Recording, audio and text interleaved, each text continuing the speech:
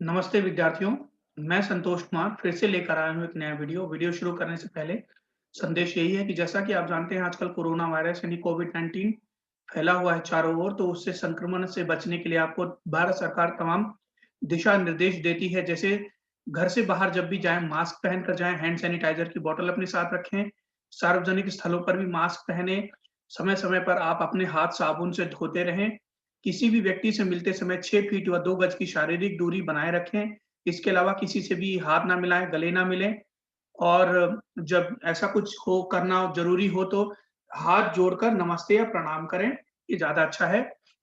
तो आइए शुरू करते हैं ये नया वीडियो।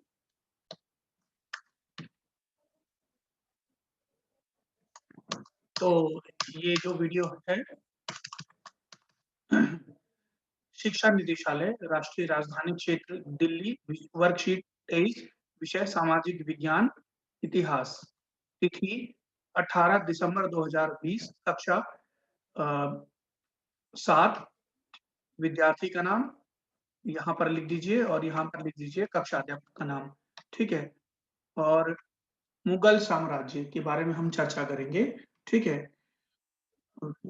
देखिए, विद्यालय पिकनिक के दौरान मुझे हुमायूँ के मकबरा जाने का मौका मिला।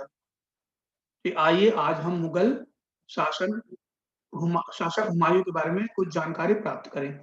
तो एक बच्चा है, आपकी वर्कशीट में चित्र दिखाया होगा लेकिन वो चित्र लगाया नहीं है मैंने। तो ठीक है, तो वो कह रहा है कि उसको हुमायूँ के मकबरा जाने का मौका मिला पिकनिक के दौरान। तो देखें कुछ जानकारी प्राप्त करना चाहते हैं वो हुमायूँ के मकबरे के बारे में, तो देखते हैं क्या है, ठीक है? क्रियाकलाप 1 हुमायूँ के मकबरे का निर्माण किसने करवाया? ये पता लगाना है, ठीक है?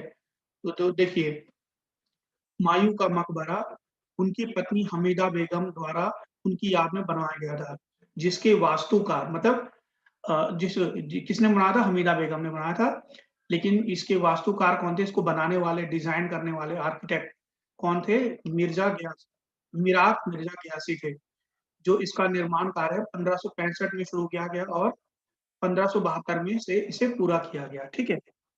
ठीक है, तो इसे पूरा किया जा सका। अब देखते हैं हुमायूँ 1530 से 1540 और 1555 से 1556 ठीक है? तो मतलब देखिए, मतलब ये जन्म मृत्यु नहीं बताया गया है बच्चों, ये है कि कब से कब तक के पीरियड में इन्होंने शासन किया।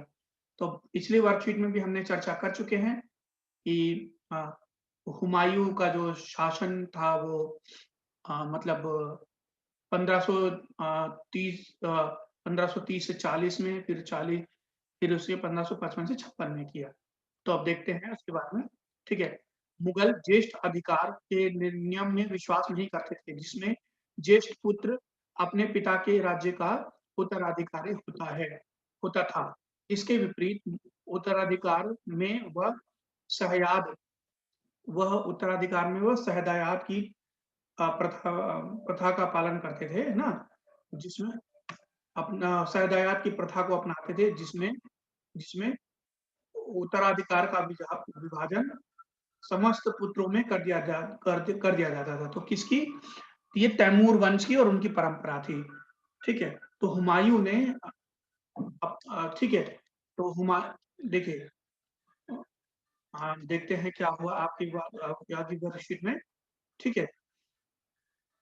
हुमायूँ ने अपने पिता की वसीयत के अनुसार जायदाद का बँटवारा किया। प्रत्येक भाई को एक-एक प्रांत मिला, ठीक है? अपने भाई मिर्ज़ा कामरान की महत्वाकांक्षाओं के कारण हुमायूँ अपने अफ़गान प्रतिद्वंदी अफ़ग आप जो अपना उनका जो अफ़गान प्रतिद्वंदी था, उसके सामने फीका पड़ा। देखो, तो हुमायूँ ने क्या किया? देखिए, आपको पता है कि बाबर की मृत्यु हो गई थी 1530 में एक बीमारी के दौरान। तो बाबर ने जो वसीयत की थी, उसके दौरान उसके हिसाब से हुमायूँ ने क्या किया था, जायदाद का बँटवारा कर दिया गया। लेकिन जो उसका एक भाई था कामरान, वो अपने आप को बादशाह कहलवाना चाहता था, वो गद्दी पर बैठना चाहता था, जो सर्वोच्च गद्दी है। तो लेकिन इसका क्या उसमें क्या हुआ, इसके कारण से उसको हुमायूँ को अ, उसका जो अफ़गान प्रतिद्वंदी था, शेर शाह सूरी, उसने उसके सामने उसको फीका पड़ना पड़ा। वो कैसा देखते हैं, ठीक है? ठीक है। अब आगे देखते हैं आपकी वर्कशीट में क्या दिया गया है। ओके, शेर खान ने हुमायूँ को 2 बार हराया। 1 मिनट, ठीक है? तो देखिए शेर खान ने जो है जो शेर खान थे, उन्होंने हुमायूँ को 2 बार हराया, ठीक है? तो 1539 में, ठीक है? चौसा में और 1540 में कन्नौज में हराया। इन पराजयों ने उसे ईरान की ओर भागने को बाध्य किया। ईरान में हुमायूँ सफ़ाविद शाह, ठीक है? ईरान में हुमायूँ ने सफ़ाविद शाह की मदद से 1555 में दिल्ली पर पुनः कब्ज़ा कर लिया।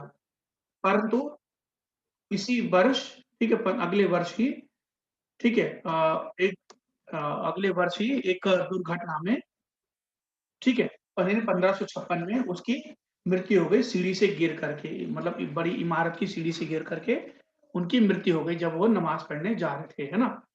तो मतलब क्या हुआ कि जब शेर खान ने उसको उनको हराया, तो क्या हुआ वो भाग गए ईरान और क्या किया ईरान में जब भाग गए तो वहाँ ईरान में ही रहे और अपने बेटे को अकबर को अपनी और अपनी पत्नी को कामरान के यहाँ छोड़ कर के चले गए ईरान। फिर ईरान के राजा जो थे सफ़ाविद, उनकी मदद से 1555 में उन्होंने दिल्ली पर पुनः कब्ज़ा किया, लेकिन अगले ही वर्ष उनकी मृत्यु हो गई 1556 में सीढ़ी से गिर कर के, ठीक है? अच्छा, अगले देखते हैं अफ़गान शासक शेर शाह सूरी। शेर शाह सूरी के बारे में चर्चा करते हैं, ठीक है? शेर शाह का मूल नाम फरीद था और उसके पिता जौनपुर में एक छोटे-से जागीरदार थे। उसके संरक्षक ने उसे एक शेर को मारने पर शेर खान का नाम दिया, ठीक है? अब देखो, उसके क्या है, उसने एक शेर को ठीक है? शेर शाह ने साम्राज्य में विस्तार ठीक है? और वाणिज्य को बढ़ावा दिया और तथा संचार व्यवस्था को सुधारने पर विचार, ठीक है? तथा संचार व्यवस्था को सुधारने पर व्यवस्था क्या किया मतलब संचार व्यवस्था को सुधारने पर उसने ध्यान दिया। उसने सोनार गाँव जाने वाली सड़क का सड़क स स जो सोनार गाँव जाने वाली शाही सड़क थी, बल्कि उसकी मरम्मत करवाई, शेर शाह ने मरम्मत करवाई, जिसे काफ़ी समय तक ग्रैंड ट्रंक रोड कहा जाता रहा, ठीक है? तो शेर शाह की ने कुल 1700 सराहें बनवाई। 1545 में कालिंजर के किले के घेराबंदी के दौरान कालिंजर की जो किला की घेराबंदी कर रहे थे, उसके दौरान एक तोप के फटने से वो शेर शाह की मृत्यु हो गई। तो देखो, शेर शाह ने क्या किया, जब उसने हुमायूँ को हराया था, तो उसने क्या किया, उसने राज्य स्थापित किया, ठीक है? उसके बाद में उसने क्या किया, जिसे सूर्यवंश कहा जाता है। तो उसने क्या किया कि मतलब संचार में और प्रशासन में बहुत सारे सुधार किए। उसने एक सड़क बनवाई, है ना? उसकी सड़क की मरम्मत कराई, जिसे ग्रैंड ट्रंक रोड कहा जाता था। फिर उसकी मृत्यु हो गई जब वो कालिंजर के किले को जीतने जा रहा था, वो अपने साम्राज्य का विस्तार करने मतलब अपने राज्य को बढ़ाने जा रहा था। तो तो उसके उस तोप फट गई थी, तो जिससे उनकी मृत्यु हो गई, ठीक है? तभी तो बाद में 5 10 साल बाद में 45 के बाद उसके बाद में क्या हुआ कि हुमायूँ ने 1555 में कब्ज़ा किया। ओके, अब देखते हैं। क्रियाकलाप 2 उत्तराधिकार के चयन के लिए मुगल किस परंपरा का प्रयोग करते थे? आज मतलब उत्तराधिकार के चयन के लिए मुगल किस परंपरा का प्रयोग करते थे? आज भी राजनीति में, ठीक है? उत्तराधिकार के चयन के लिए किस परंपरा का प्रयोग किया जाता है? मतलब किस परंपरा का पालन किया जाता है? देखते हैं देखो बच्चों, तो आजकल तो देखो, मुगल क्या करते थे उत्तराधिकार के लिए सहदयात का जो है सहदयात जो नियम है, उसका पालन करते थे। लेकिन आज तो लोकतंत्र है, आजकल तो राजा-वाजा होता नहीं है भारत में।